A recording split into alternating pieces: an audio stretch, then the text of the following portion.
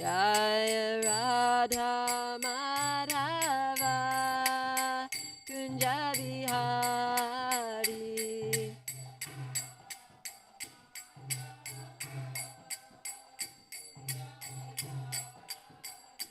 Jaya Radha Madhava Kunja Bihari.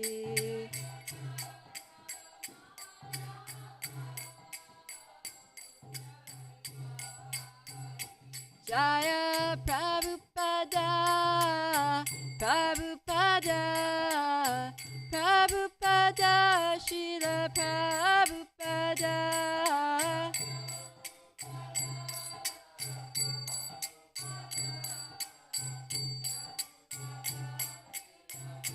Jaya Jaya Prabhupada, Prabhupada, Prabhupada, Jaya Srila Prabhupada.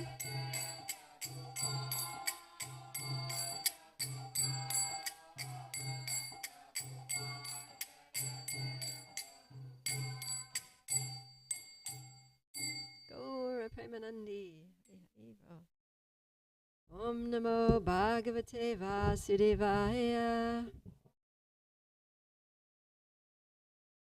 Om Namo Bhagavate Vasudevaya.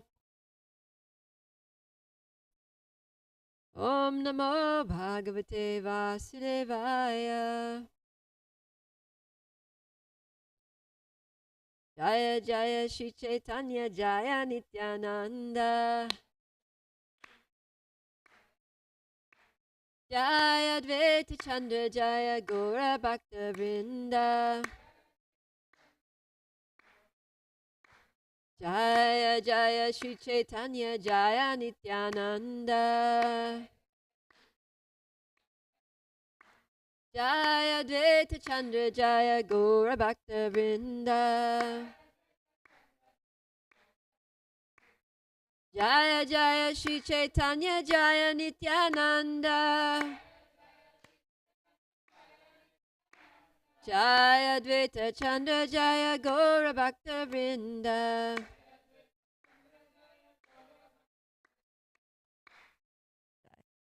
So we'll be reading from Chaitanya Charitamrita, Madhya Lila, Chapter 8, Text 256.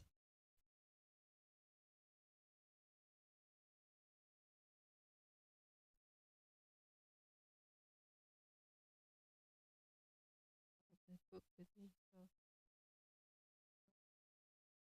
Upasya Ramadye Kon Upasya Pradana. Shrestha Upasya Yugala Rodha Krishna Nama. Upasya Ramadye Kon Upasya Pradana. Shrestha Upasya Yugala Radha Krishna Nama. Please chant.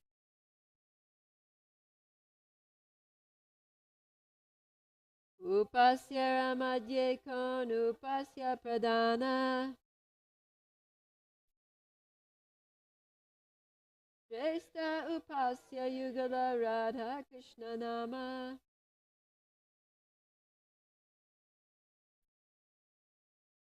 Upasya Ramadye Kon Upasya Pradana. Shrestha Upasya Yugala Radha Krishna Nama.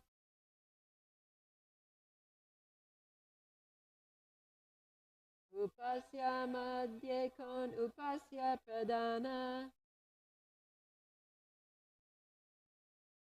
Shrestha Upasya Yugala Radha Krishna Nama. Let's do the word for word. Upasyera, objects of worship. Madhye, among. Kon, which. Upasya, worshipable object. Pradhana, the chief.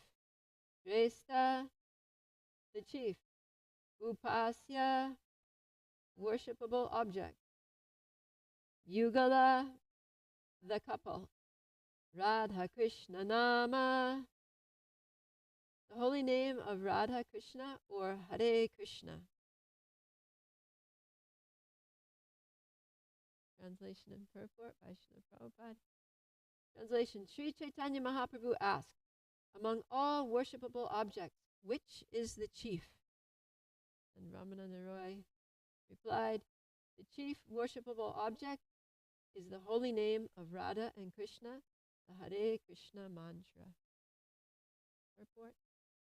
According to Srimad Bhagavatam 6.3.22, Etavan eva lokesmin pumsam dharma parasmritaha bhakti yoga bhagavati tannama grahanadibhi. In this material world, the living entity's only business is to accept the path of bhakti yoga and chant the holy name of the Lord. Om Jnanatirmirandasya Jnananjana Shalakaya Chakshurum Militanyena Tasmai Shri Gurave Namaha Shri Chaitanya Manobishtam Stapitam Jena Bhutale Swayam Rupa Kadamayam Dadati Swapadantikam Vandeham Shri Guru Shri Yuta Padakamalam Shri Gurum Vaishnavamscha Shri Rupam Sagrajatam Sahagana Raghunatam Vitam Tam Sajivam Sadvaitam Savadhutam Parijana Sahitam Krishna Chaitanya Devam Shri Radha Krishna Padan Sahagana Lalita Shri Vishakam Vitamscha He Krishna Karuna Sindhu Dinabandhu Jagatpate Gopesha Gopika Kanta Radha Kanta Namostute Tapta Kanchana Gaurangi Radhe Vrindavaneshwari Rishabhanu Suti Devi Pranamami Hari Priye Vanchakalpa Tarubhyascha Kripa Sindhubhya Evacha Patitanam Pavanebhyo Vaishnavebhyo Namo Namaha Jai Shri Krishna Chaitanya Prabhu Nityananda Shri Advaita Gadadhara Shivasari Gaura Bhaktavinda Hare Krishna Krishna Krishna Hare Hare Hare Rama Rama Rama Hare Hare. Hi. Welcome to all of you to this morning's class. Very short purport here, but very important. So, the chief worshipable object is the holy name of Radha and Krishna, the Hare Krishna Maha Mantra. So it's very interesting that Ramananda Roy is giving this answer. Of course, this is actually not just Ramananda Roy's answer, but Ramananda Roy is being inspired by Sri Chaitanya Mahaprabhu from within his heart to give these answers. And so he's saying that the supreme worshipable object is the holy name. This is an interesting perspective on the holy name because usually we think that the supreme worshipable object is Krishna or Radha Krishna, and that the process of worship is to chant the holy name. But here he's saying that the holy name itself is the chief worshipable object. And so we'll discuss that more a little later. But first I want to turn to the reference that Srila Prabhupada gives in the purport, which is Srimad Bhagavatam 6.3.22. We'll actually start a few verses before that, just to give some context. So this chapter 3 of the 6th canto is about Yamaraj instructing his messengers, the Yamadutas, because the Yamadutas are confused. And the situation is that Ajamil is a very sinful person. He's at the moment of death, and the Yamadutas are coming to take his soul and drag him to hellish punishments for as reactions to his sinful activities. But then they get stopped by the Vishnu Dutas, who say, no, we're taking this soul to Vaikuntha. And so the Yamadutas become confused. They're thinking, wait a minute, we thought we understood religious principles. We thought we understood the laws of karma.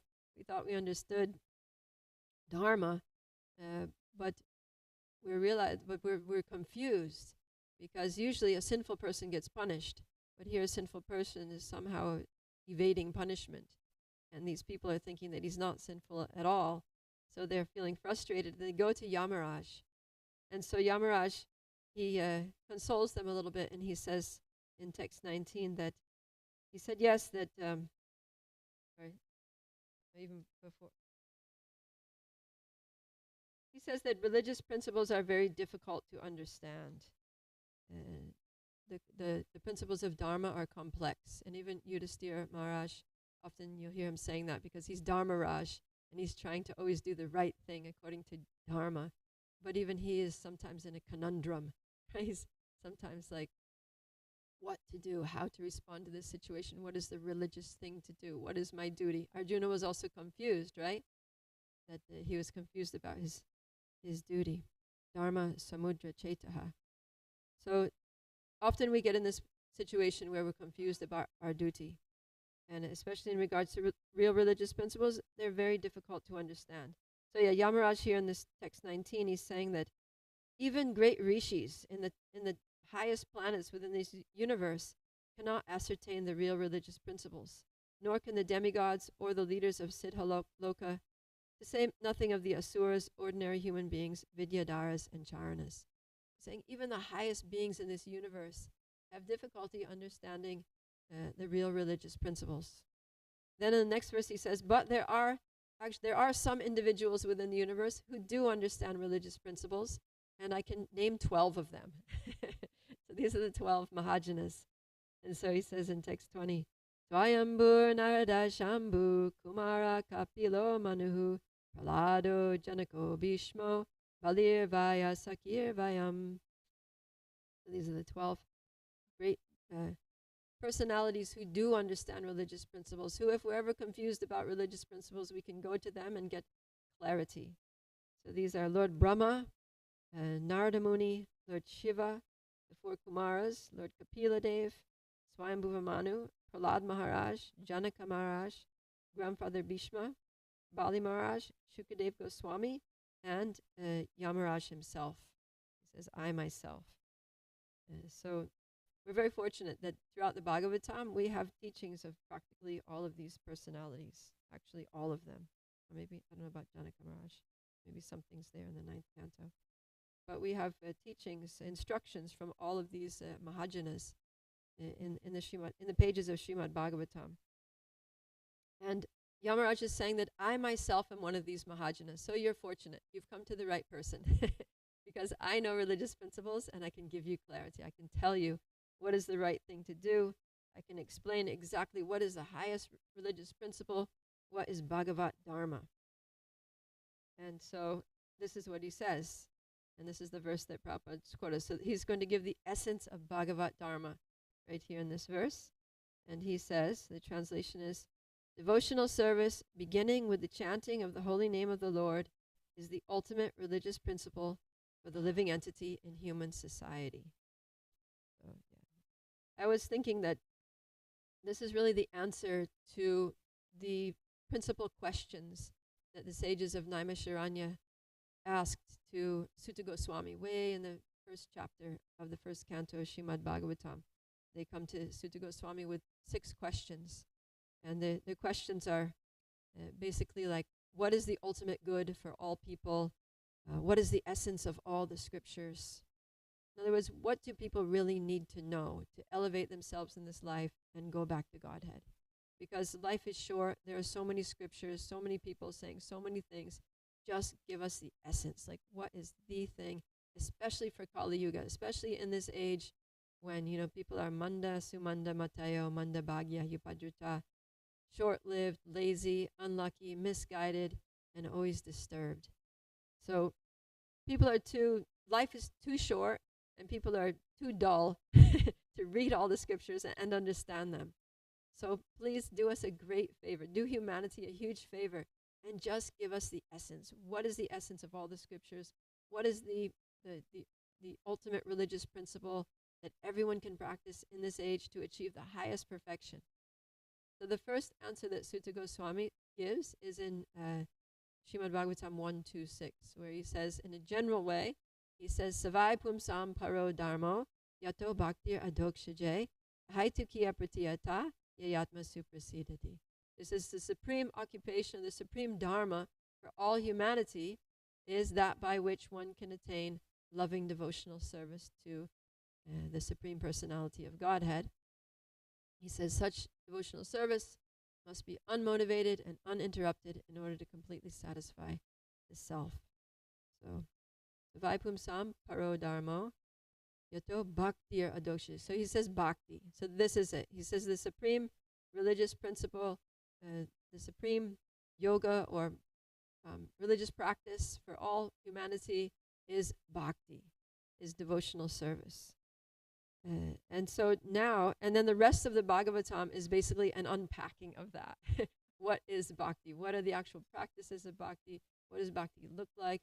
What are the qualities, or the attitudes, proper attitudes for practicing bhakti? And so this verse here is one of the verses that really hits the nail on the head, or establishes the fundamental principle of bhakti, elaborating on the verse of Savai Pumsam Paro Dharma. So explaining what is that Paro Dharma, what is the supreme dharma. He says here that in the verse, Etavan eva lokesmin, so this is for all the people, all the Pumsam, this next word, all the people in this material world, loke asmin. So this is the loka, we're in this material loka or world. And he says, so dharma para smritaha. Same thing. Savai pumsam paro dharmo. And here he's saying pumsam dharma para. So it's paro dharma, dharma para, same thing. It's the supreme dharma. And smritaha is saying that we have to remember this. Like, this is the point to remember. This is the key point, that if you forget everything else, remember this one about the supreme dharma. Bhakti yoga bhagavati. He's saying, yes, devotional service to the Supreme Personality of Godhead. And the essence of all of that is tannama grahanadibi, is chanting of the holy name of the Lord. So, yeah, devotional service beginning with the chanting of the holy name of the Lord is the ultimate religious principle for the living entity in the human society. And in Chaitanya Charitamrita, Lord Chaitanya reiterates the same point, where he says that there are 9 processes of devotional service: right? Shavanam, Kirtanam, Vishnu Smaranam, Padasevanam, Archanam, Vandanam, Dasyam, Sakyam, Atmanivedanam. But he says out of all of those 9, the most important is chanting the holy name of the Lord. So, and Yamaraj is saying the same thing. So throughout the scriptures, you'll see this, that there's consistency, that the Mahajanas, the Lord, the great personalities, Guru, Sadhu, and Shastra, they're saying the same thing, that when it comes to Bhagavat Dharma, the supreme religious principles, that which, by practicing those religious principles, we can awaken our eternal love of God, that chanting the holy name is the ultimate. And so then Yamaraj continues a little bit here in these verses. In text 23, he says, "My dear servants, who are as good as my sons, just see how glorious is the chanting of the holy name of the Lord. The greatly sinful Ajamil chanted only to call his son, not knowing that he was chanting the Lord's holy name. Nevertheless, by chanting the holy name of the Lord, he remembered Narayan, and thus he was immediately saved from the ropes of death." Yeah, Srila Prabhupada writes a short but very nice purport here. He says, "There is no need to conduct research into the significance of the chanting of the Hare Krishna mantra. The history of Ajamil is sufficient proof of the power of the Lord's holy name and the exalted position of a person who chants the holy name incessantly.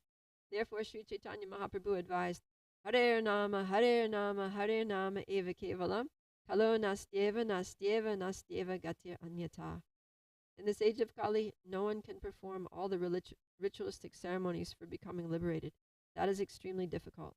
Therefore, all the Shastras and all the Acharyas have recommended that in this age, one chant the holy name. Goes on. I'll just maybe read a few more verses here, because this is such nectar and it's so essential. So text 24. Therefore, it should be understood that one is easily relieved from all sinful reactions by chanting the holy name of the Lord and chanting of his qualities and activities. This is the only process recommended for relief from sinful reactions. Even if one chants the holy name of the Lord with improper pronunciation, he will achieve relief from material bondage if he chants without offenses.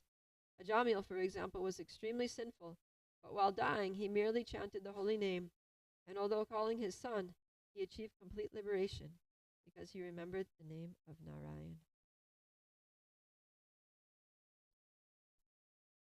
All right. So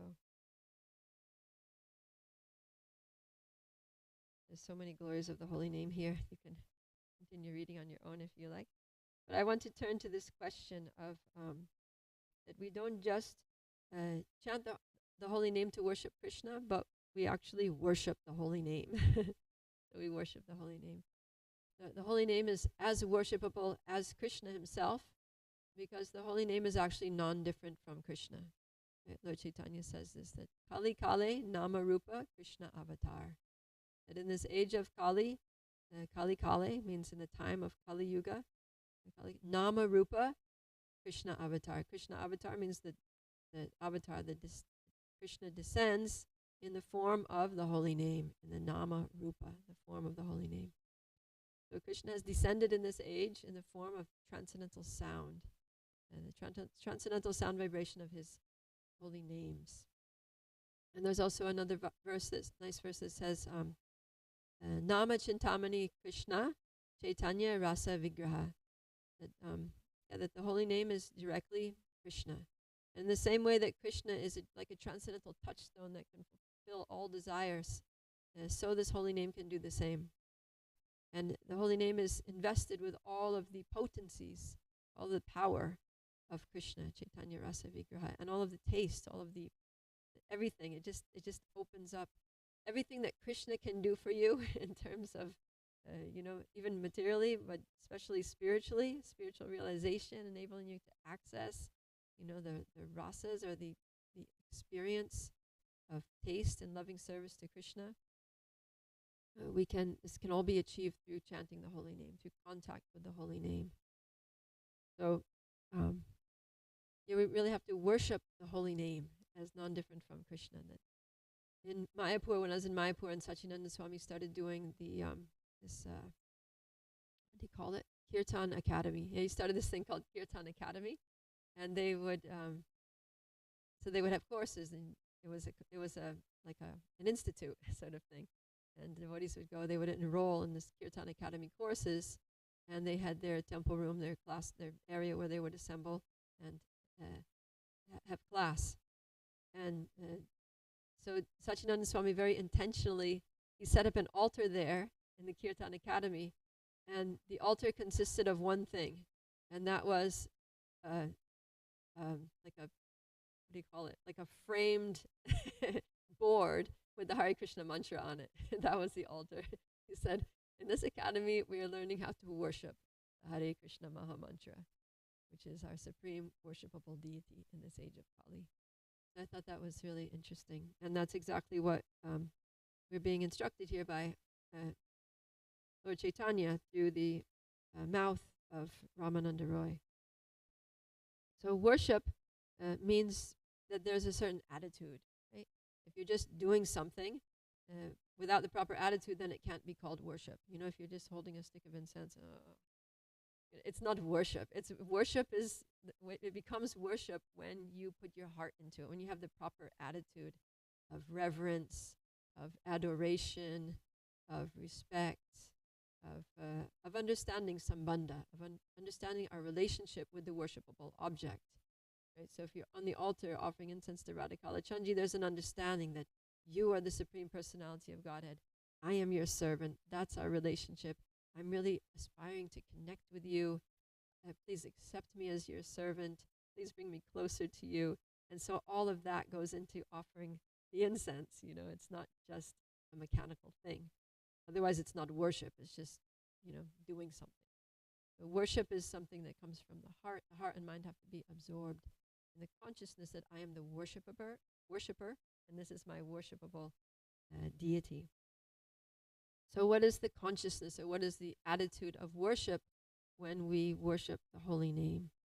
And to know that, I want to turn to Chaitanya Charitamrita Antya Leela, chapter 20. This is actually the last chapter of the last, call it last canto, I guess, last Leela, the Antya Leela, the end of Lord Chaitanya's pastimes. And we're going to go to chapter 20, text 20, and read a few verses here. This is interesting because the verse that we're doing today is Lord Chaitanya's conversation with Ramananda Roy, and this last chapter of Chaitanya Charitamrita is also Lord Chaitanya's conversation with Ramananda Roy, and also Swarup Damodar is there. So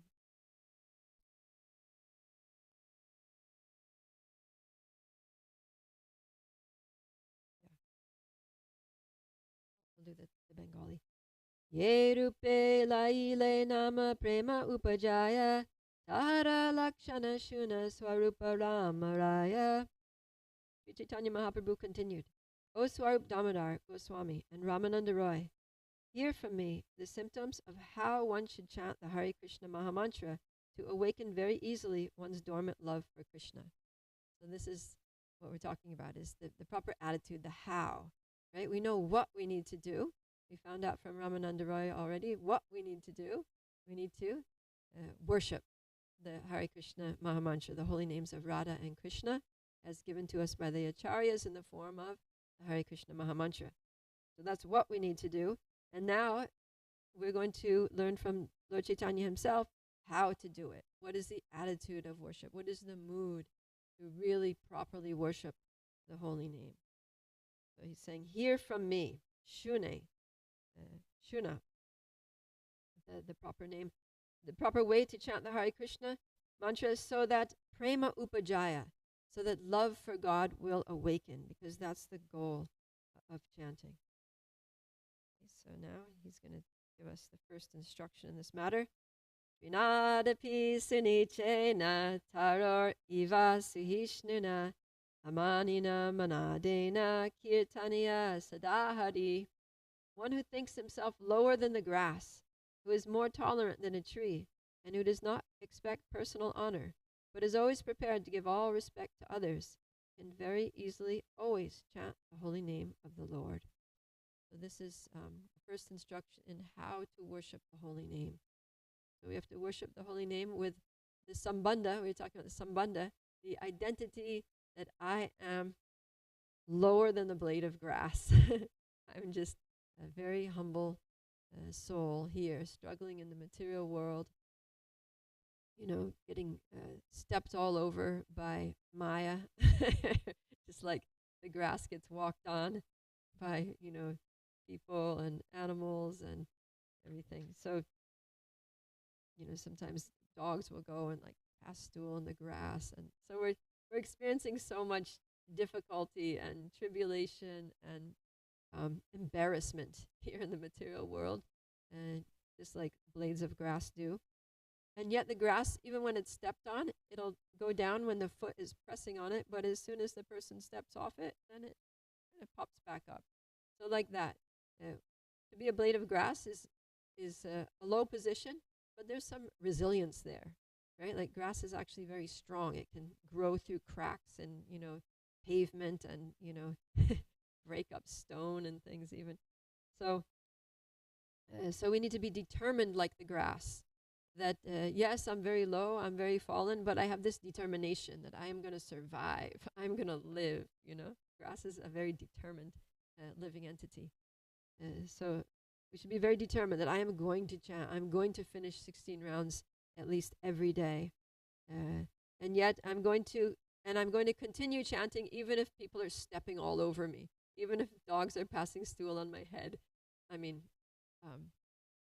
not literally, hopefully, but what's the word? Loss of word. But just figuratively speaking. So like that. And then the next thing is taror iva suhishnuna, that more tolerant than a tree. And Lord Chaitanya is going to unpack this in the next verses. So let's go to the next verse. We'll hear about what it means to be more tolerant than a tree. Uttama haya apanake mana trina dhamma dui prakare sahishnuta kare vriksha sama. This part of Chaitanya Charitamrita is very interesting because we know the Shikshastika, right? And Lord Chaitanya wrote the Shikshastika, but this is kind of Lord Chaitanya commenting on his own writing. Just like Srimad Bhagavatam is Vyasadev's own commentary on the book that he wrote, Vedanta Sutra.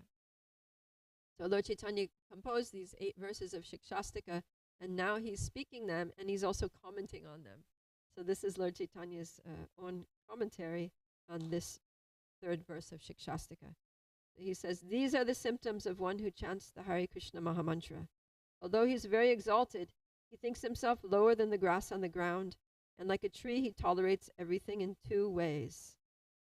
So I thought this word Trinadama was interesting because in Bhagavad Gita, where Krishna is talking about the 4 kinds of people that never surrender to him, one of those is the Naradama, the lowest of mankind. So Nara, it's Nara Adama, means the lowest, Nara, the lowest human being. And so here he's saying that we have to be Trina Adama, the lowest of the grass, not just like a nice grass, like a fancy grass, but the lowest. We should be like the lowest of the grass. Okay, so now he's going to talk about the tree. Vrikshayena katileha kichuna bolaya shukana maileha kare panina magaya. You can almost know what this means if you know like a little bit of Bengali or something. So vriksha's tree, we know like kalpavriksha is a wish-fulfilling tree. So he's talking about the tree. And he says, so when the tree is cut, katileha, then kichu na bolaya. So kichu means something, and na means not. So not something means nothing. Not something means nothing. So nothing what? Bolaya. Bolaya means like bolo, like like to say. So when the tree is cut, it doesn't say anything. Kichu na bolaya. When the tree is cut down, it does not protest. And then even when it's drying up, so shukana maileha. Shukana means drying up, and maileha means dying. It's so dry that it's just dying. But still, kare pani na magaya. It doesn't ask anyone for pani. It doesn't ask for water. So the tree, even when it's being cut, it doesn't say anything. And even when it's so dry that it's dying, it's withering up and dying of dehydration, it doesn't ask for water. So he said that's how we have to be. That even if someone is hurting us, even if we're being cut, still we don't say anything. We don't protest. And even if we're, starving or dying of starvation or thirst, or there's some need in our life that somehow is not met, and we feel like that need is just intolerable, like it's killing us. I can't survive if I don't have this thing in my life. But we don't ask for it. We don't ask for it from someone else, and we don't ask for it from Krishna. We just go on. We just go on existing, and with determination, chanting Hare Krishna and following the process of bhakti. So, because the thing is that if my chanting of the holy names is dependent on getting all these material needs fulfilled, then there'll be many conditions which won't be met, and I won't chant.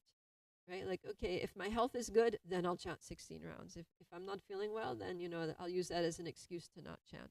So in that way, we're not going to chant.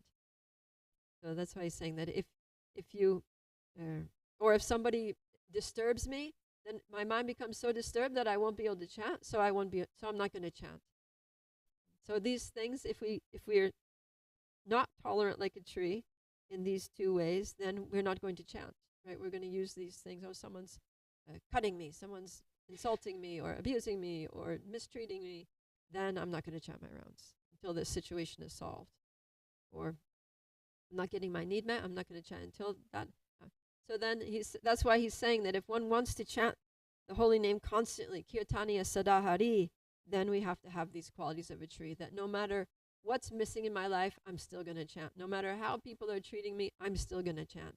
I'm going to chant constantly, no matter what's happening externally. Okay, now he's going to say a little bit more about the tree and how we need to be like a tree. Text 24. Ye ye magaye tare deya apana dhana karma vrishti sahe anera kareye rakshana. The tree delivers its fruits, flowers, and whatever else it possesses to anyone and everyone. It tolerates scorching heat and torrents of rain, yet it still gives shelter to others. So this is the same word, magai, that means to ask for something. He's saying that the tree, he's saying yay, yay. Anybody and everybody. Anybody and everybody who comes to it asking for something, the tree gives.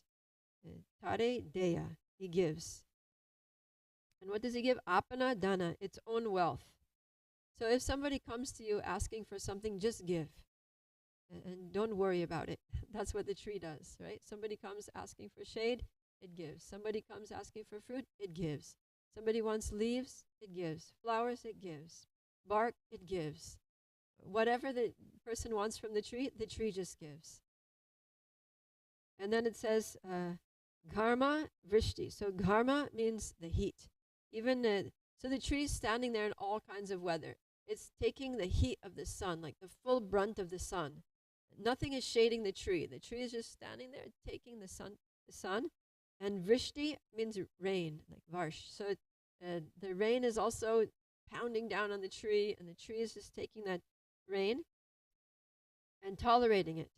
So it's tolerating the scorching heat of the sun, the hammering down of heavy rain, and no one's protecting the tree from these things, and yet the tree, anera karaya rakshana, is protecting others from the very same things that it's having to endure. So it's raining, so what do? If we get caught in a little rain shower, we're out on a japa walk or something and it starts raining, then we don't want to get wet, we forgot our umbrella at home, so we go running underneath a tree, right? So we're like, oh, a little bit of relief. As long as it's not too heavy and as long as it doesn't last too long, I'll be dry under the protection of the tree. But we don't think that the tree, no one's protecting the tree. The tree's protecting me, but no one's protecting the tree. Tree is just suffering there. And then if it's very hot on a sunny day, we'll go under the tree for shade. But no one's thinking, who's shading the tree? The tree's just, it's sometimes here in Dallas the weather's very hot and it doesn't rain for many weeks, and the tree's like, drying up, and the sun just keeps hammering down on it, but nobody's going there and putting shade over the tree to protect it from the scorching sun. We don't think like that. And even the tree doesn't think like that. Tree's not thinking, who is going to help me? Who's going to give me shelter? The tree's just thinking, no, let me give shelter. Let me give shelter. Let me give protection to others. So if we think like that no matter how difficult my life is, no matter what's going on, no matter how blazing, the blazing forest fire of material existence becomes in my life, it doesn't matter. Let me help others. Let me give shelter to others. Let me soothe others from the pains that they have in their lives, while tolerating those things. And the magic of that is that it's in the very act of helping others that we get relief from the same things. So when we give spiritual shelter to others, then then actually Krishna reciprocates by relieving us of the blazing fire of material suffering. So this is an art that we learn from the tree, and by doing this, then we can become more or less oblivious to the sufferings in our own life, to those external circumstances of our lives that give us suffering. But when we stay focusing on our own problems, our own anxieties, our own worries about the future and things, then we become self-absorbed, and we don't give to others, we don't give shelter to others, and we're not able to chant the holy name because we become too disturbed. But as soon as we forget about ourselves a little bit and serve others, then we can forget about our problems and we can actually feel very blissful in spiritual life and chant with a lot of enthusiasm. So that helps us to, so that's another way to chant. Okay, so now he's going to expand on this Amanina Manadena part of the verse, Trinadapi Sunichina. Text 25. Uttama Hana Vaishnava Habe Nirabhimana Jive Samana Dibe Jani Krishna Adishtana. Although a Vaishnava is the most exalted person, he is prideless and gives all respect to everyone, knowing everyone to be the resting place of Krishna. How is everyone the resting place of Krishna? Because Krishna is in the hearts. Right? Krishna is there in the heart of everyone as the super soul. So we see that everyone has Krishna in their heart. Everyone is very near and dear to Krishna, and so we should respect everyone. And it says even if someone is an uttama adhikari, still they should offer respect to everyone. And then he concludes saying, E matta hana ye Krishna namalaya Shri Krishna charane tanra prema upajaya. If one chants the holy name of Lord Krishna in this manner, he will certainly awaken his dormant love for Krishna's lotus feet. So that's what we want, is to awaken our dormant love. Prema upajaya. That's the goal of chanting. And if we chant in this way, not only will we be able to chant constantly, Kirtaniya Sadahari, but we'll be able to chant in such a way that Prema Upajaya, that our dormant love for Krishna is awakened. So. He actually continues in this concept of offering all respect to others. Because while Lord Chaitanya is saying these verses, his own humility is increasing. You know, did you ever notice that whenever we talk about humility, we become more humble? Whenever we talk about tolerance, we become more tolerant.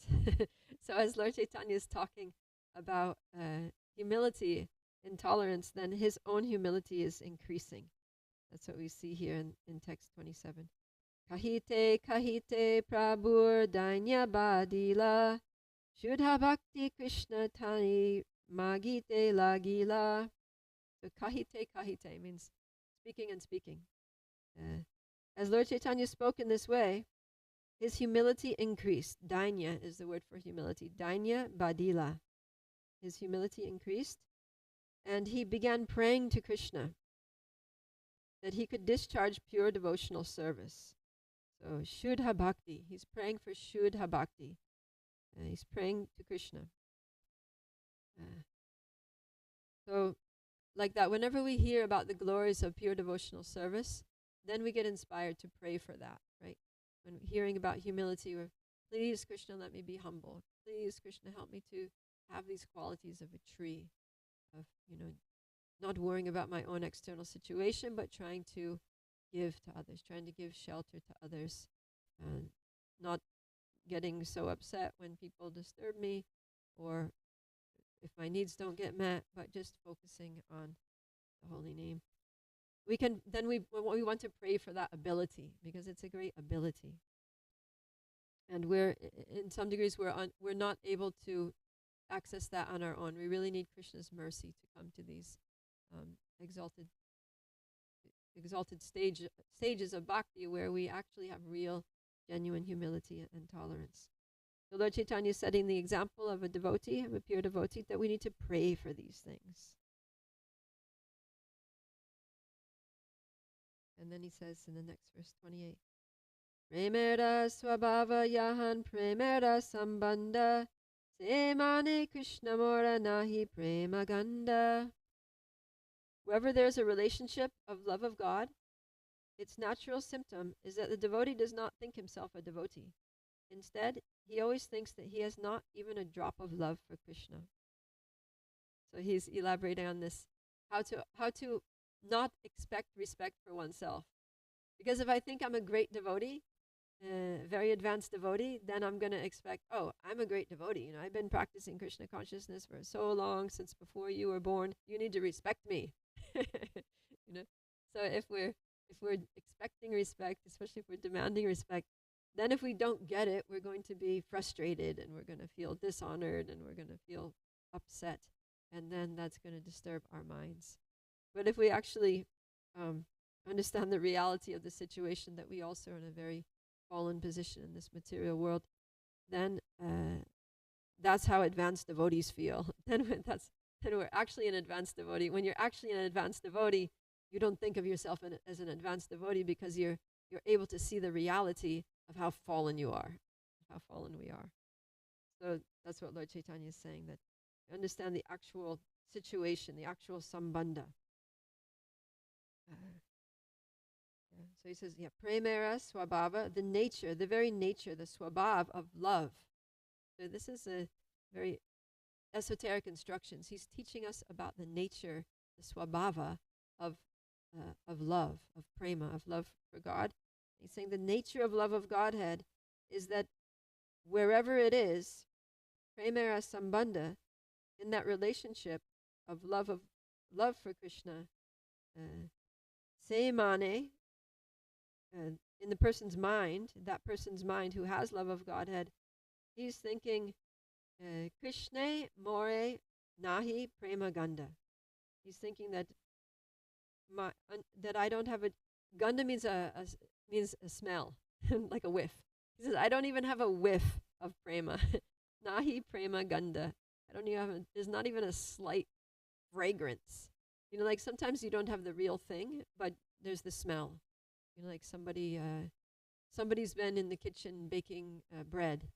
So you don't have the bread, and you're not even in the kitchen, but that person comes into the room after spending all morning baking bread, and you can smell the smell of bread on them, right? It's kind of just like the residual aroma of baked bread is coming from their body from being around it so much.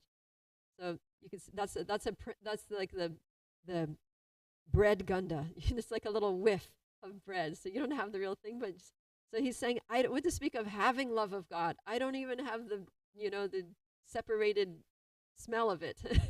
I don't have any whiff of it. Not even a drop. Srila Prabhupada translates it. So and because of that, then why should anybody respect me? Why should anybody, be offering obeisances to me? I'm so fallen, so far away from the goal. Okay. So this goes on and on. We could speak for hours on these Shastika verses and how they give us so much deep insight into the attitude of a person who will be successful in worshiping the holy name by having the proper attitude. So I'll just stop here and open up for any questions or comments. Yes, Ishri Kumar.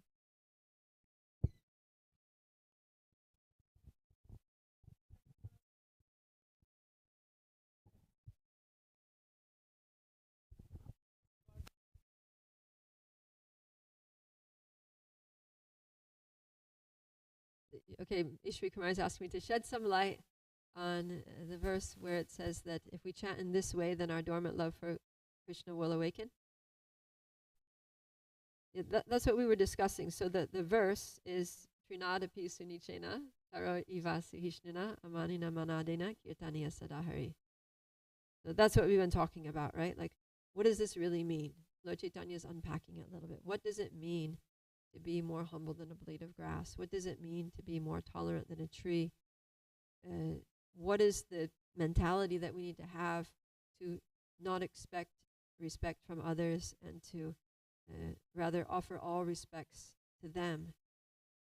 So that's the way. When we really understand those things and we live by them, we apply them in our lives and at every moment, then we can chant the holy name in such a way that our love for Krishna will arise. How to make all these symptoms, all these qualities of Trinada Pishunichena natural in our life? Means we are overloaded with anarthas, and like we are struggling in chanting, everything, the process we are following, we are struggling in that.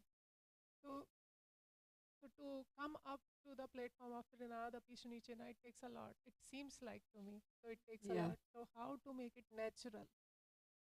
Yeah. Yeah, it takes some practice. It takes practice because for the conditioned soul, especially the way that we've been conditioned is, we're conditioned to be strong, to be proud, to be confident, to stand up for ourselves, right? Not to be like, yes, whatever you say, like that. Especially in American culture, it's like be a rugged individual. We have to stand on our own 2 feet and have a sense of pride and self-worth, and that's all good. But it all has to be done with a proper understanding of reality. It has to be to have self-worth in the context of I am the servant of Krishna, and that is my worthiness, right? My worthiness is to the extent that I am actually acting as Krishna's servant. Otherwise, what's the use? So the conditioning is very strong, but it can be overcome because, after all, it's just conditioning. It's not who we really are. Who we really are is a humble, tolerant, respectful, loving soul. Right? Those are the natural qualities of the soul. So the soul is temporarily covered by material conditioning, but through the processes of bhakti, then we can uncover, we have all these qualities, like love of God is our natural quality. Nitya Siddha Krishna Prema Sadhya Kabunai Shravanadi Shuddha Chitta Karaye Uday. That Nitya Siddha Krishna Prema, that we're eternally perfect beings. And we're also in Nitya Siddha Krishna Prema. And we're eternally lovers of Krishna. We eternally have love for Krishna within our heart. But what's the problem? It's just covered. It's just dormant right now. It's sleeping. So then how to wake it up? Shravanadi Shuddha Chitta Kare Uday. So we awaken it by hearing and chanting and performing all the 9 processes of devotional service. And then the result of that is Shuddha Chitta, that our consciousness becomes cleansed. In other words, this conditioning that's covering our real nature is removed. The dirt is washed away.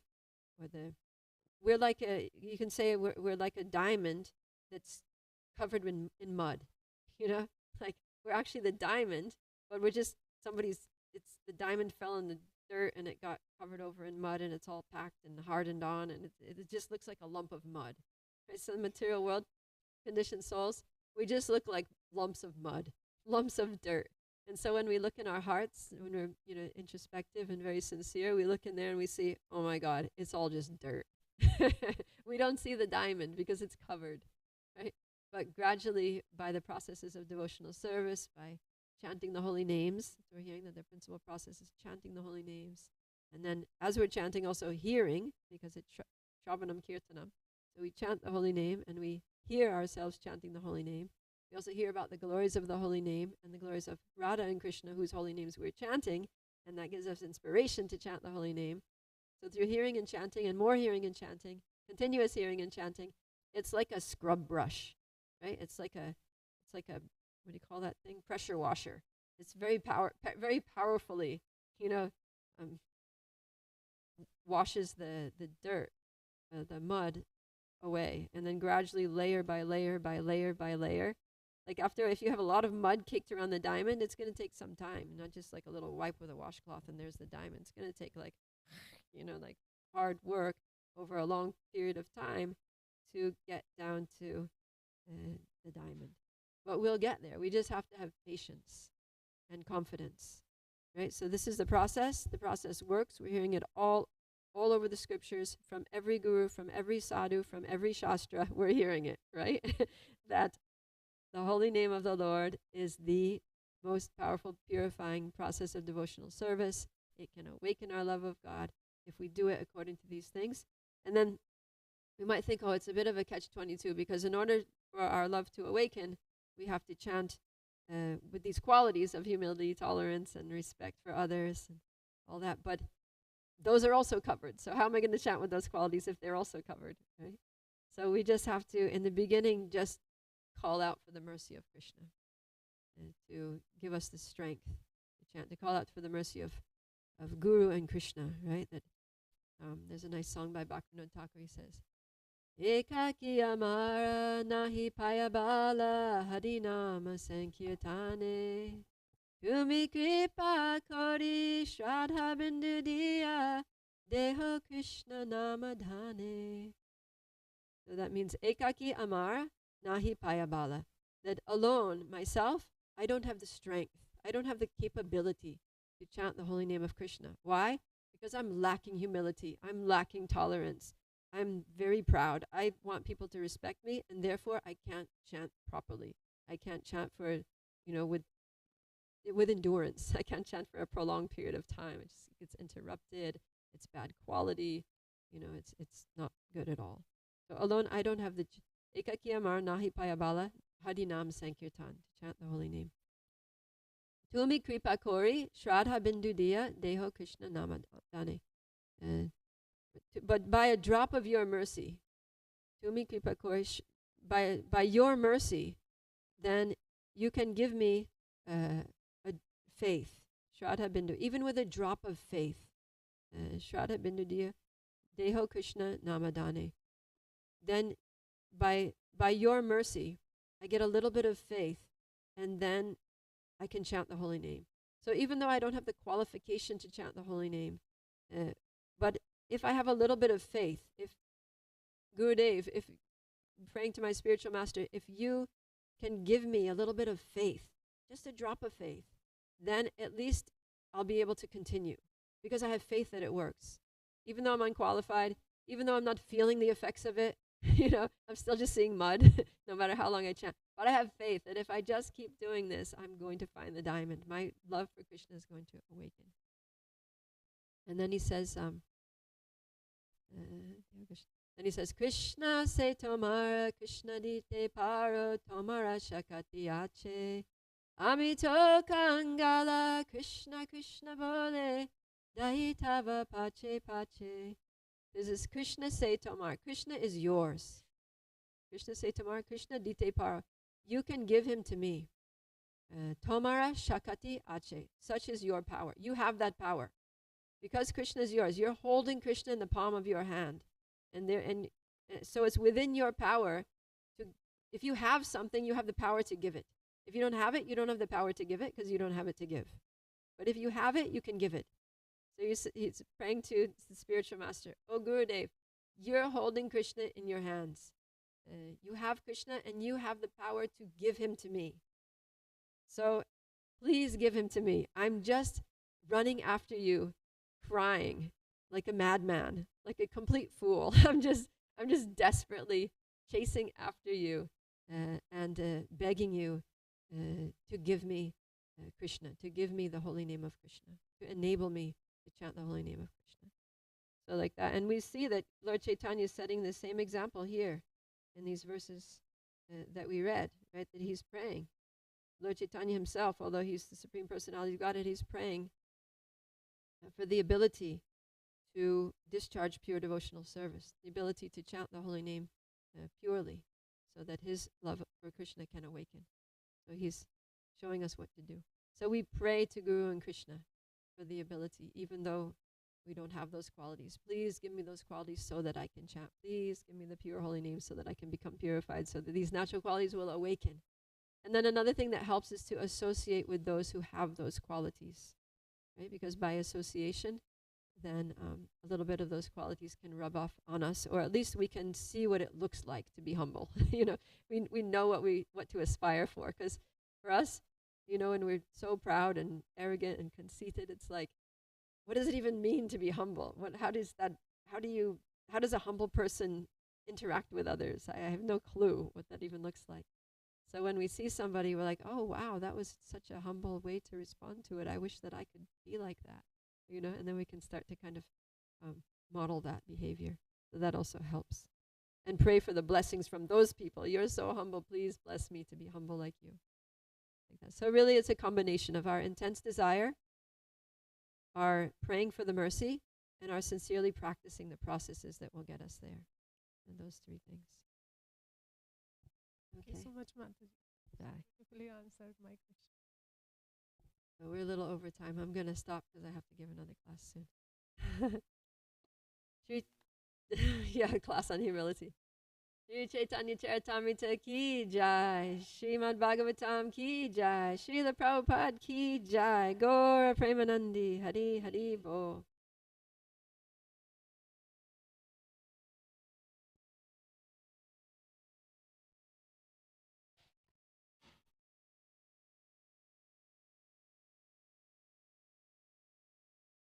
Oh, hey, Vaishnava Thakur.